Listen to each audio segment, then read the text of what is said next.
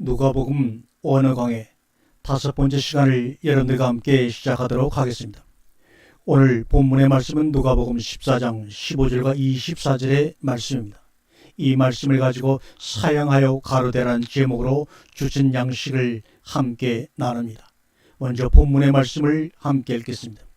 함께 먹는 사람 중에 하나가 이 말을 듣고 이르되 무릇 하나님의 나라에서 떡을 먹는 자는 복되도다니 이르시되 어떤 사람이 큰 잔치를 배설하고 많은 사람을 청하였더니 잔치할 시간에 그 청하던 자들에게 종을 보내어 가로되 오소서 모든 것이 준비되었나이다 하매 다 일치하게 사양하여 하나는 가로되 나는 밭을 샀음에 불갑을 나가 보아야 하겠으니 청컨나를 용서하도록 하라 하고 또 하나는 가로되 나는 소 5겨레를 샀음에 시험하러 가니 청컨대 나를 용서하도록 하라 하고 또 하나는 가로되 나는 장가 들었으니 그러므로 가지 못하겠노라 하는지라.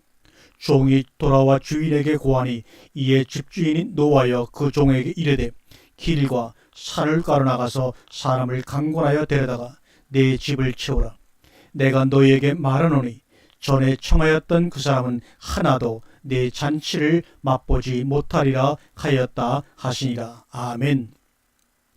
오늘 읽은 본문의 말씀은 누구나 다 알고 있는 너무나 유명한 말씀입니다. 그리고 이 말씀 때문에 교회는 아무나 청에다가 세례를 베풀고 신자를 만들어 냅니다. 그러나 유명한 말씀일수록 상식적으로 이해하기 쉽고 흐름을 강간아전 인수식으로 해석하기 또한 쉽습니다. 언제나 그렇듯이 오늘 본문도 본문이 등장하게 되는 배경이 있습니다. 예수는 왜 이 혼인잔치의 비유를 말씀하시게 되었는가? 누가복음 14장은 예수께서 한 바리새인의 두령의 집에 식사 초청을 받은 사건 가운데 일어난 일련의 말씀입니다. 본문도 이 식사 자리에서 예수와 함께 먹고 있던 한 사람이 다음과 같이 말한 데 대한 답변의 성격을 띠고 있습니다. 무릇 하나님의 나라에서 떡을 먹는 자는 복되도다. 이 앞의 사건의 마지막 부분에서 예수는 의인들의 부활 시에 갚음을 받는 사람들에 대하여 얘기한 바 있습니다. 하나님의 뜻대로 사람들을 청하는 사람들은 결국 하나님이 의인들을 부활시키는 때에 그러한 삶에 대한 갚음을 받을 것이란 말씀입니다. 이 말씀을 듣고 난 한 사람이 예수님에게 맞장구 치듯이 고백한 얘기가 무릇 하나님의 나라에서 떡을 먹는 자는 복되도다 입니다. 그러므로 이 사람에게서 중요한 점은 의인들이 부활하는 시점과 그들이 하나님의 나라에서 떡을 먹게 될 시점이었습니다. 따라서 아직은 의인들이 부활하지 않았으며 아직은 하나님 나라의 떡을 먹을 수도 없었다는 얘기가 되는 것입니다. 다시 말하면 신앙이 현재 시제가 아니라 미래 시제로 지금 얘기되고 있다는 점을 여러분이 기억하시기를 바랍니다. 개역성경의 본문만으로 하나님의 나라에서 떡을 먹는 것으로 되어 있어 하나님의 나라의 개념이 현재가 되기만 하면 떡을 먹는 시점도 현재일 수 있을 것 같지만 이 부분 먹는 시제는 먹으래 잘못입니다. 즉 하나님의 나라에서 떡을 먹는 자가 복되다는 뜻이 아니고 앞으로 하나님의 나라에서 떡을 먹을 자가 복되다 이 말입니다. 공동번역이나 현대인의 성경은 모두 미래 시제로 번역했으며 킴 제임스 버전 등도 영역도 그렇게 번역했습니다. Blessed is he that shall eat bread in the kingdom of God.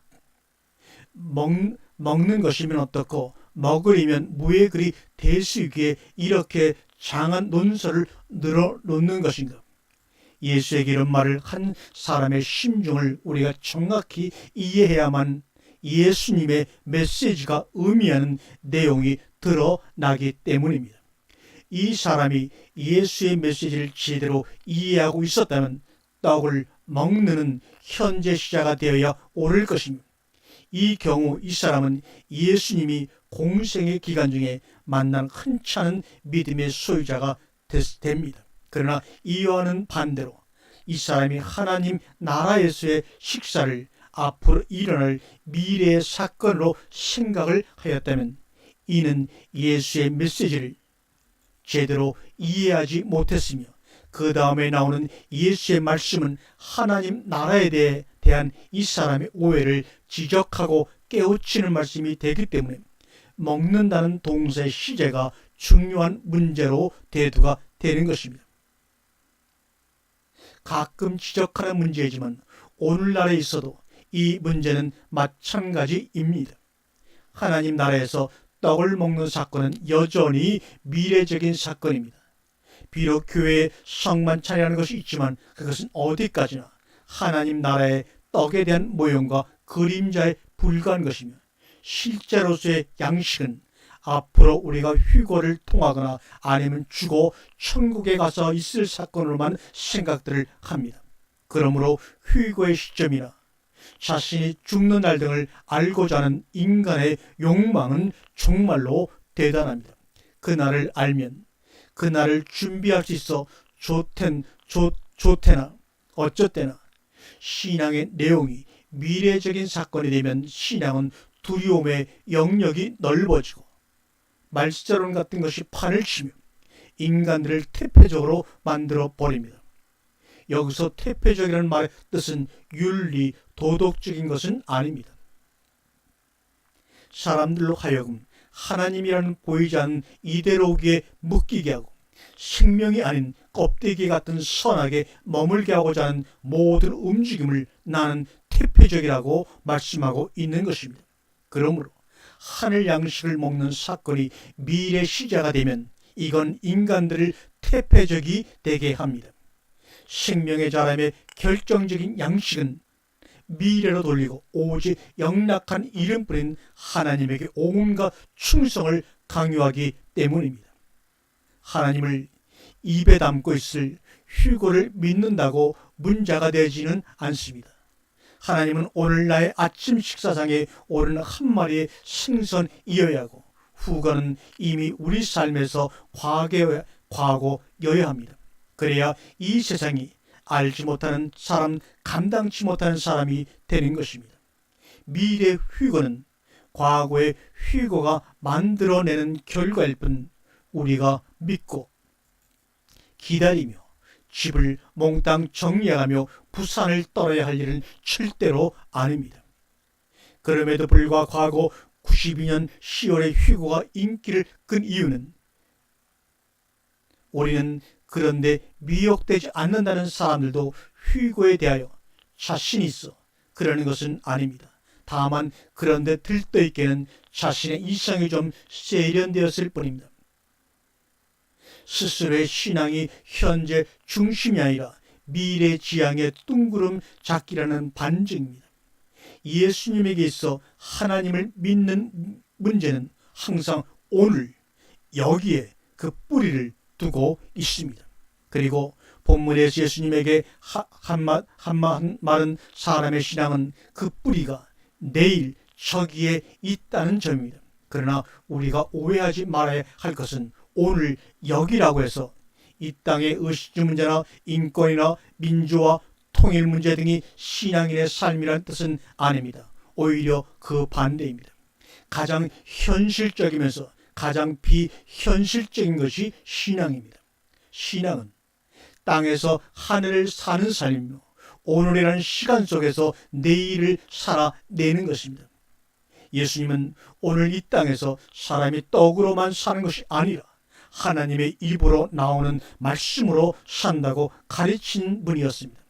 오늘 여기서 하늘 양식을 먹는 자, 그가 바로 복 있는 사람입니다. 그러나 예수와 한 끼 식사를 나누었던 그 사람은 앞으로 하늘 나라에 가서 떡을 먹을 사람이 복 있다고 아는 체를 했으니 아는 것이 병이요. 그러나 그것이 병인 줄 알면 복입니다. 이제 예수의 대답을 한번 보겠습니다. 이르시되 어떤 사람이 큰 잔치를 배설하고 많은 사람을 청하더니 이렇게 말합니다. who they apen outpour, but the said to him. 원문이나 영어 번역에는 그러나라는 접속사가 들어있음을 볼 수 있습니다. who they, what?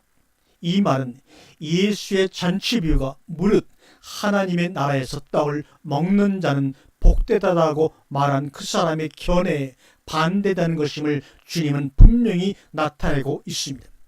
그 사람이 생각하고 있는 복이 있는 자의 모습은 그러했을지라도 예수님은 그러나 호대, 그러나입니다. 그러나 하늘나라에서 떡을 먹을 사람이 복이 있다고 너는 진정 생각하느냐? 이렇게 질문합니다. 그러나 그런 것이 아니라는 말입니다. 하늘나라에서 떡을 먹는 사람이 복이 있는 것이 아니다 이 말입니다.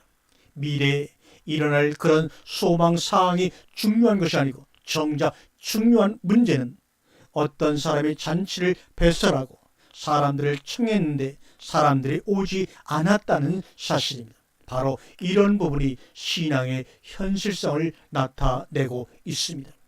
하나님의 나라는 벌써 잔치를 베풀고 온갖 먹을 것을 준비해놓고 청한 사람들을 기다리고 있는데 그 청한 사람들은 장차 하나님 나라에서 먹게 될 그 잔치를 기대하면서 오늘 이미 베풀어진 잔치에 오지 않는다는 점입니다.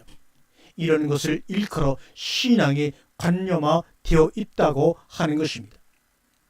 그 잔치를 얻어 먹겠다고 소망하면서 그 잔치에 오지 않는 사람들, 기다리던 메시아가 왔는데 그를 죽이던 사람들, 역시 예수가 재림하면서도 배척할 것이 뻔한 사람들, 그럼에도 불구하고 무릇 하나님의 나라에서 떡을 먹는 자는 복되더라고 말하는 믿음 좋은 사람들, 하나님은 하나님을 바라고 믿고 기다리는 사람들에 의해서 거절당하고 배척을 당하십니다. 예수님에게 있어 로마나 헬라는 사랑의 대상도 아니었거니와 아픔의 대상도 아니었습니다. 예수님의 꿈은 오직 예루살렘이었습니다.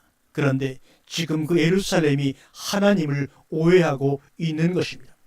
그 예루살렘이 하나님을 관념으로만 믿고 삶으로 믿지 않는다는 점입니다.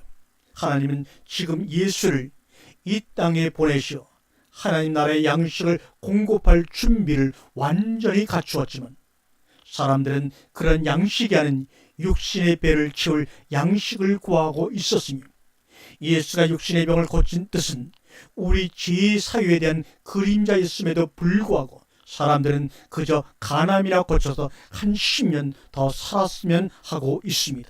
그러니까 그 잔치를 사양할 수밖에 없는 것입니다. 오소서 모든 것이 준비되었나이다 하매 다 일치하게 사양하여 하나는 가로되 나는 밭을 샀음에 불갑을 나가 보아야 하겠으니 청컨대 나를 용서하도록 하라 하고 또 하나는 가로되 나는 소 5겨리를 샀음에 시험하러 가니 청컨대 나를 용서하도록 하라 하고 또 하나는 가로되 나는 장가 들었으니 그러므로 가지 못하겠노라 하는지라. 잔치를 베풀고 사람들은 청한 자 입장에서 본문을 보지 말고 청함을 받은 자 입장에서 본문을 생각해 보세요. 정말 이네들이 그 잔치 자리에 가지 않은 것이 문제가 되겠는가? 밭을 샀는데 그 문제가 완전히 매듭되지 않아 바쁜 가운데 남의 잔치 자리에 가서 함께하고 오는 문제가 그렇게 중요한가?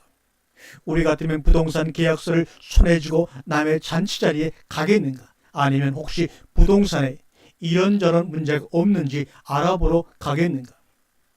신도시 아파트 분양 신청과 교회의 부흥회가 동일한 시간에 우리를 부를 때 아파트를 버리고 과연 부흥회에 갈 수 있겠는가?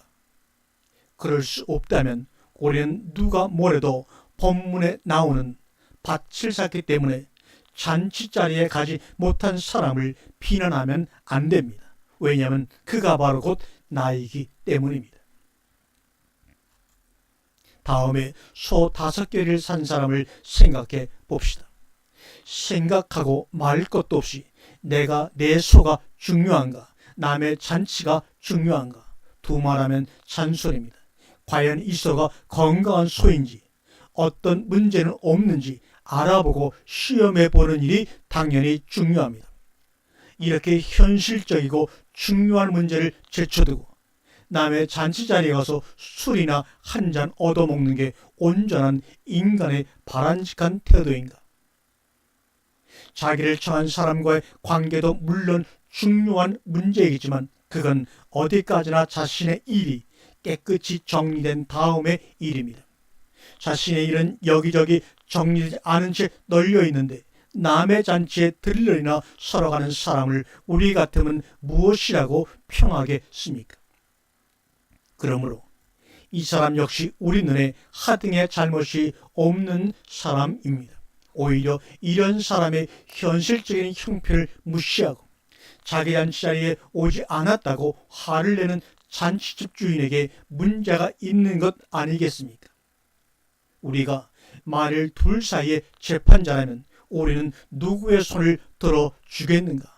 먹고 살기 위하여 소 5개를 사고 그것을 시험하러 가느냐?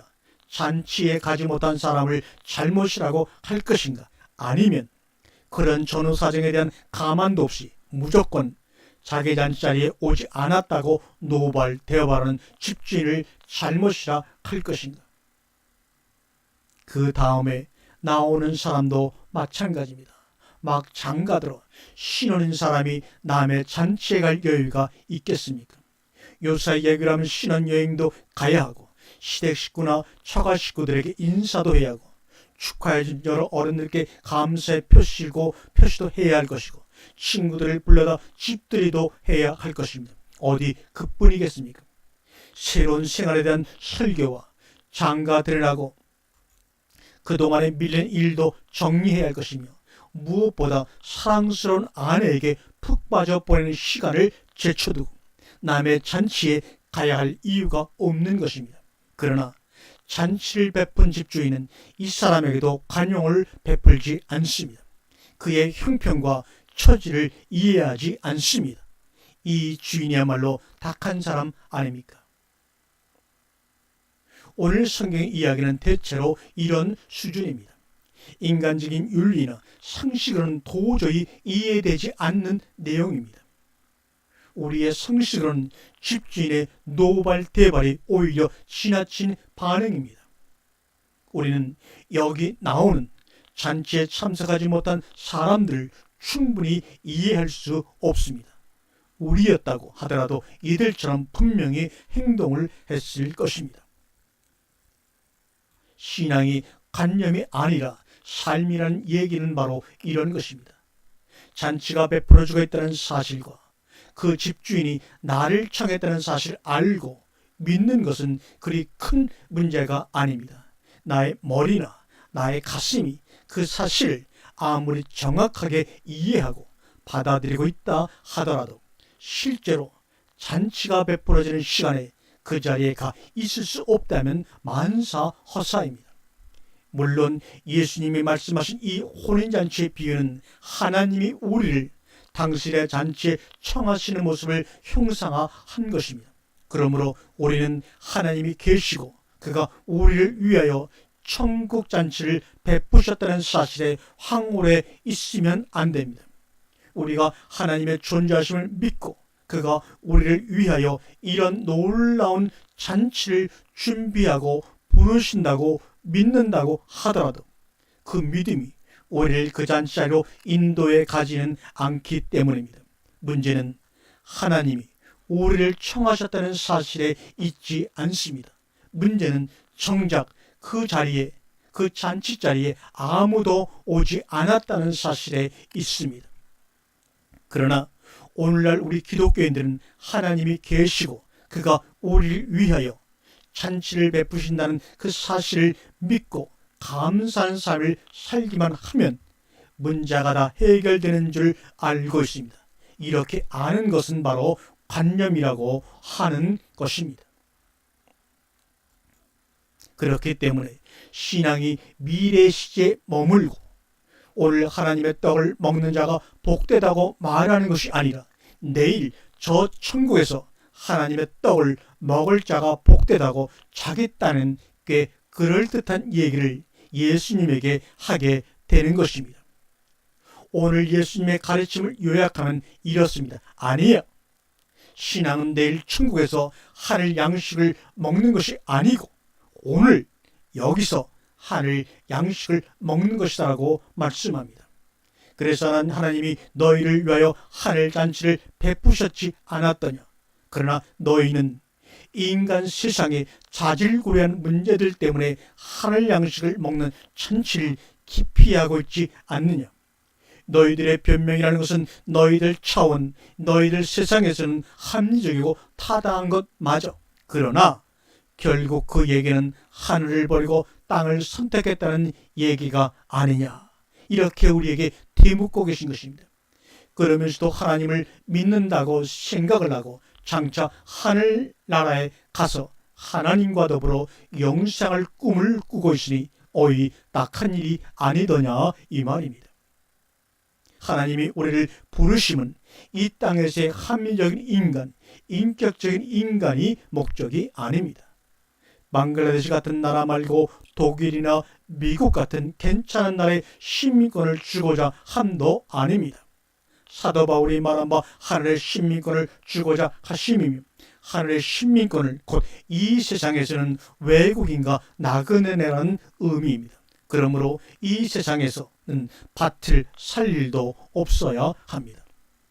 그러나 사람들은 하나님을 믿는 것을 밭을 늘리고 소를 늘리며 여자의 아름다움을 누리는 것도 포함되는 줄 알고 있습니다. 그것도 아주 구체적으로 어느 밭을 사고 누구 집 소를 사는 것이 하나님의 뜻일까 날마다 기도하고 누구와 결혼하는 것이 하나님의 뜻인지를 묻습니다. 그래서 예수께서 경계한 대로 다음과 같은 일이 벌어지고 맙니다. 누가복음 11장 26절 이하에 노아의 때에 된 것 같이 인자의 때에도 그러하리라. 노아가 방주에 들어가던 날까지 사람들이 먹고 마시고 장가들고 시집가더니 홍수가 나서 저희를 다 멸하였으며 또 롯의 때와 같으니 사람들이 먹고 마시며 사고 팔고 심고 집을 짓더니 롯이 소돔에서 가던 날에 하늘로서 불과 유황이 비오듯 하여 저희를 멸하였느니라. 인자의 나타나는 날에도 이러하리라. 노아 시대 사람들이나 소돔성 사람들이 엄청난 죄를 지어서 홍수나 불세를 받은 것이 아닙니다. 그들은 모두 인격적으로 선량한 사람들이었습니다. 다만 모든 사람들이 살아가는 방식대로 그저 먹고 마시고 시집가고 장가가며 사고 팔고 심고 집을 지었을 뿐입니다. 매매가 기초가 된 물질 문명의 발달은 반드시 윤리 도덕적인 타락을 결과할 수밖에 없으며 따라서 결과적인 타락만을 문제 삼는 것은 근시안적인 진단입니다. 우리가 본대로 예수님께서는 노아 시대 사람들의 결과적인 타락상을 열거하지 않고 소돔성의 성적 문란이나 그로 인한 사회 병리를 그들의 제목으로 들고 나오지 않았습니다. 오직 예수님의 관심은 그들이 먹고 마시는 문제가 그들 삶의 주요 이슈였다는 점입니다. 예수는 사고 팔고 심고 집을 짓는 문제가 그들 삶의 근간을 형성하고 있었다는 점을 지적할 뿐입니다. 이렇게 현실 생활에서 가장 중요한 문제들이 예수님에게는 멸망의 원인으로 진단되고 있다는 사실입니다. 결국 누가복음 14장의 본문도 사고 팔고 심고 시집가고 장가가는 문제 때문에 하늘잔치에 참여하지 못한 인간들의 어리석음에 대한 예수님의 안타까우며 통분의 한숨입니다. 그러므로 성경이 말하는 죄란 사고 팔 때 사기치는 것이 아니며 시집갈 때 과다 혼수해 가는 것이 아닙니다. 성경의 죄는 오히려 사고 파는 것 자체이며 시집가고 장가가는 것 자체입니다. 왜냐하면 그러하느라고 하늘 양식이 버림받았으며 따라서 생명에 이르지 못하기 때문입니다. 그러면 시집장가도 아니 가고 사고 팔지도 말아야 되는가? 노아는 장가가지 않았던가? 롯은 사고 팔지 않았겠는가? 물론 노아도 장가갔고 롯도 소돔성에서 집도 짓고 매매도 했을 것입니다. 그러나 그들은 그것 때문에 방주 있는 삶을 포기하지 않았으며 소돔성을 버리고 산으로 도망가는 일을 포기하지도 않았습니다. 우리도 마찬가지입니다. 하나님의 청하심이 우리의 부동산 매매 계약서를 포기하게 하는가? 우리 삶에 가장 중요하다고 여기던 부분을 버리고서라도 하나님의 세계로 옮겨가는 삶이 있으신가? 부모도 없고 남편이나 아내도 없고 자식도 없는 것, 지금까지 누려왔던 모든 부와 영화, 즐거움도 없는 것, 우주복을 입지 않고는 숨을 쉴 수도 없고 움직일 수도 없는 그것으로 휴거하는 것에 선뜻 도장을 찍을 수 있을까? 밭을 사는데 그걸 방치하고 10월이면 아들 대학 입시도 며칠 남지 않을 시점인데 혼자 잘 먹고 잘 살겠다고 휴거할 수 있겠는가? 휴거의 문제는 하나님이 나를 불러주시느냐 아니냐에 있지 않습니다. 하나님이 나를 불렀을 때 내가 갈 수 있느냐 없느냐의 문제가 있는 것입니다. 무슨 쓸데없는 걱정이냐. 하나님 나를 천국으로 부르시는데 이 세상이 무의 그리 대수라고 이 세상에 연연하여 하늘로 못 갈 것이냐. 만일 그런 사람이 있다면 그는 참으로 어리석은 사람일 것입니다. 문제는 하나님이 우리를 불러주시느냐 있고 하나님이 우리를 부르시도록 우리는 하나님이 원하시는 삶을 살아야 할 것입니다. 더욱 열심히 기도하고 더욱 열심히 찬송하고 집을 팔아 선교 헌금에 보태고 죽도록 충성하면 생명의 멸관을 얻을 것이라고 생각하십니까? 그렇지 않습니다. 하나님은 우리의 신앙 수준이나 윤리, 도덕적인 인격을 기준으로 우리를 청하지 않습니다. 우리가 하나님을 거부할지 하나님은 우리를 언제라도 버리시는 법이 없습니다.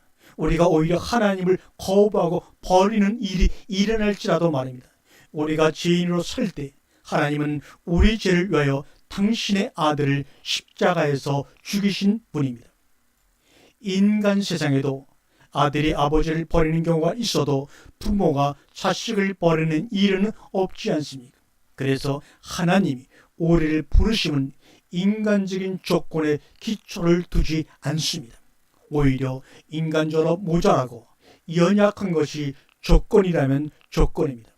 종에게 이르되 빨리 시내 거리와 골목으로 나가서 가난한 자들과 병신들과 소경들과 조는 자들을 데려오라 하니라. 이 앞장에서 언급되었지만 하나님이 가난한 자를 청하시고 연약한 자들을 부르시는 데는 부하고 건강한 자들의 거절이 전제되어 있습니다.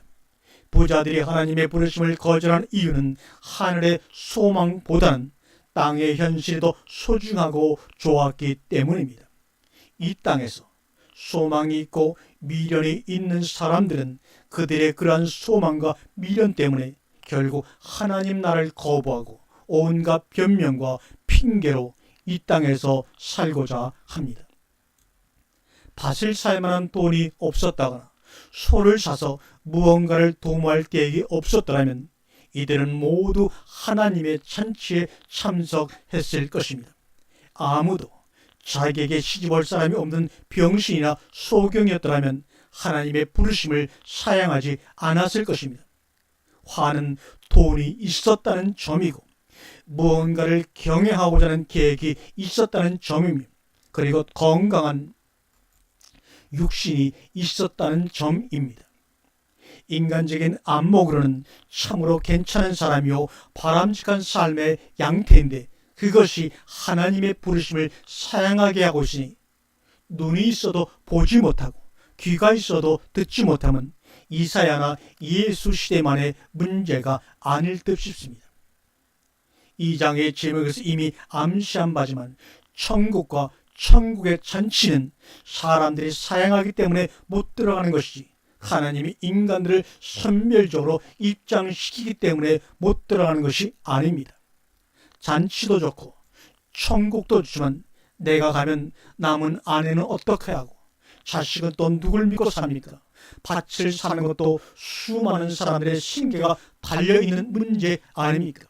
내가 밭을 버리면 그 밭에서 일하는 사람들은 당장 실업자가 될 텐데 그들의 생계는 또 누가 감당한다는 말입니까? 어느 정도만 안정이 되고 나 없이도 굴러갈 만큼만 되면 내가 왜 하늘나라 잔치를 외면하겠습니까? 그래, 맞다. 그것이 솔직한 고백이다. 하늘나라 잔치가 싫어서 사양하는 사람은 아무도 없습니다. 다만 그것보다 더 자신을 필요로 하는 곳이 있었을 뿐입니다. 가정과 재산은 나의 것이요 하늘나라 잔치는 나의 것이 아니라는 반증이 아니고 무엇입니까? 남의 집 금송아지보다 내 집에 발 한 쌈이 더 소중한 것. 밭 한 떼기 속에 하늘은 녹아들고 소 5마리와 혼인잔치가 교환이 됩니다. 하나님의 아들들이 사람의 딸들의 아름다움에 빠져 그것이 하나님이 짝지어준 혼인인 줄 믿고 그 잔치 때문에 저 잔치를 버리고 있습니다. 그러나 만일 본문에 나오는 혼인잔치의 주인공이 나라고 한번 가정을 해보겠습니다. 그래도 밭을 사고 소 시험하는 일로 자신의 결혼식에 참석하지 않을 사람이 있겠습니까? 말도 안 되는 얘기일 것입니다. 남의 집 잔치야 우리 집 아이의 감기만도 못한 것. 하지만 내 결혼식보다 더 중요한 일이 인간 세상에 무엇입니까? 문제는 하나님의 청하심이 남의 혼인잔치에 와서 축하나 하고 식사나 함께하고 가라는 것인 줄 아는 데 있습니다. 그러나 그렇지 않습니다. 하나님이 우리를 부르시는 혼인잔치에는 우리가 주인공입니다. 나의 결혼식이란 말입니다. 하나님이 짝지어 주심으로 다시 나눌 수 없는 영원한 배필을 만나는 잔치에 오라는 부르심입니다. 그런데 사양하여 가로되를 핑계를 대고 있으니 이것이 비극입니다. 그래도 옛날에는 사양의 이유가 상당히 인간적이어서 동정의 눈물이라도 흘릴 수 있었으나 요즘은 그 이유도 많이 고차원적으로 바뀌었습니다. 예를 들면 하나님께 기도하느라고 바빠서 못하고 교회 행사 준비하느라고 바빠서 못하고 설교 준비하느라고 바빠서 못하고 전도하느라고 못하고 이 무슨 코미디 같은 비극이요 개그입니까? 하나님이 우리를 부르심은 세상과 천련을 요구합니다. 그러나 세상은 끊임없이 더불어 살 것을 요구합니다. 이것이 고통이며 이것이 세상이 우리를 미워하는 이유입니다. 세상과 결혼하지 않는 사람은 아직 세상의 미움을 받지 않으며 따라서 하나님의 부르심으로 들어갈 수 없습니다. 하나님이 믿음의 조상 아브라함을 부르심을 보시기 바랍니다. 아브라함은 여러모로 이 부르심에 대한 상징입니다. 창세기 12장 1절입니다. 여호와께서 아브라함에게 이르시되 너는 너의 본토 친척 아비 집을 떠나 내가 내게 지시할 땅으로 가라. 여호와 하나님이 아브라함을 부르심은 그의 본토와 친척 아비 집을 떠날 것을 요구하는 것으로 시작이 됩니다. 그러나 우리는 우리가 예착을 가지고 있는 대상으로부터 떠난다는 것이 선천적으로 불가능한 존재들입니다. 우리의 싸움은 떠날 것이냐 말 것이냐가 아니라 본토와 친척 그리고 아비 집에 대해 아직도 애착을 가지고 있느냐에 있어야 합니다. 아직도 아버지와 그의 집에 기대할 것이 있으며 끈끈한 정이 묻어 있는가? 아직도 우리가 이런 대상에 대하여 애틋해하고 털어버리지 못하는 마음이 남아 있다면 하나님의 부르심은 우리에게 커다란 짐이 될 수밖에 없습니다. 오히려 하나님을 만나지 않는 것이 다행입니다. 이루어질 수 없는 사랑이면 만나지나 말 것을. 유행가 가사이지만 보기에 따라서는 어쩌면 그렇게 하나님의 심정인지 모릅니다. 신약 최초의 순교자 스데반이 사도행전 7장에서 아브라함을 언급할 때 아브라함이 갈대아 사람의 땅을 떠나 하란에 거하다가 그 아비가 죽음에 하나님이 그를 거기서 너희 시방 거하는 이 땅으로 옮기셨느니라고. 실제로는 죽지도 않은 데라를 무덤으로 보내는 이유는 데라가 적어도 아브라함 속에서는 이미 죽었다는 아니고 무엇입니까? 아버지가 죽어야만, 그래서 고아가 되어야만 하나님의 부르심이 의미가 있습니다. 그러나 오늘 이 땅의 수많은 신자들은 본토로 그대로 친척과 아비집도 그대로 주렁주렁 매달고 하나님의 부르심 앞에 섭니다. 여기서 비극의 씨앗은 잉태가 됩니다. 하나님의 부름으로 나아가야 하는 당위성과 인간 세상의 보편 타당한 삶의 양태, 이 둘 사이에 서서 양쪽의 비율을 다 맞추고자 애쓰는 사람들이 오늘날의 기독교인들입니다. 그러다 보니 마음은 하나님의 부르심으로 가고 몸은 현실 생활의 잡다한 문제들에서 헤어나오지 못하는 삼각관계가 형성이 됩니다. 그러나 재미만으로 따져본다면 삼각관계만큼 신나는 것도 없을 것입니다. 세상에 가면 세상이 반겨주고 천국에 가면 하나님이 반겨주는 기가 막힌 꿈을 꾸고 있는 사람들이 이 시대의 기독교인들입니다.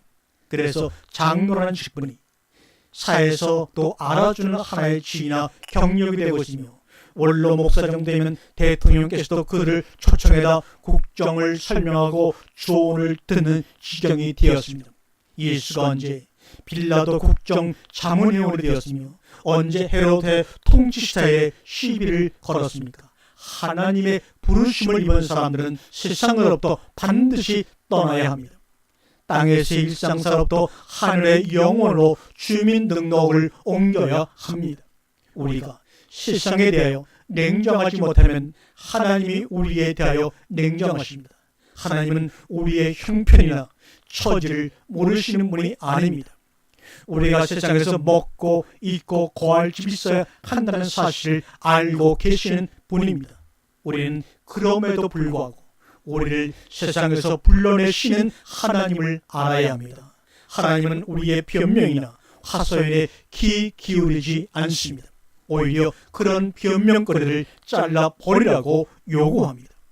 하나님의 이 냉정함과 단호함이 우리의 것이 되지 않으면 우리는 하나님의 부르심을 늘 거절하고 사양하는 사람이 될 수밖에 없습니다.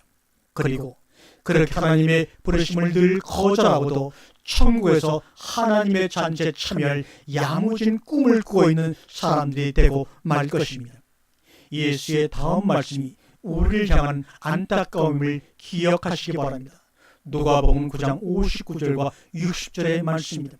또 다른 사람에게 나를 쫓으라 하시니 그가 가로되 나로 먼저 가서 내 부친을 장사하게 하고 너는 가서 하나님의 나를 전파라 하시고, 치가 떨릴 만한 냉정함, 그리고 광신하고 비판할 만한 단호함, 이런 것이 예수님의 모습입니다.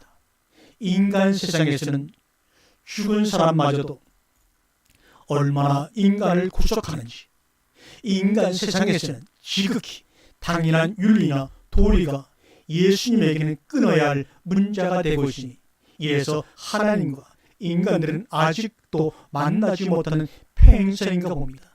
또 그렇기 때문에 예수는 아직도 재림하지 못하고 있으며 성경이 아직도 우리를 책망하고 있는지도 모릅니다. 사랑하는 기독교인들이여, 사랑의 하나님에 속지 말고 소사고 파사하는 문제 때문에 남의 잔치에 참석 못한 사람들에게 노발대발 풀을 사귀지 못하는 지극히 자기 중심적인 하나님을 이해하도록 합시다. 만일 그러지 못하면 성경에 하나님과는 아무런 상관이 없습니다. 그리고 다음의 말씀이 바로 내게 대한 판결이 될 것입니다. 내가 너희에게 말하노니 전에 청하였던 그 사람은 하나도 내 잔치를 맛보지 못하려 하였다 하시니라. 아멘.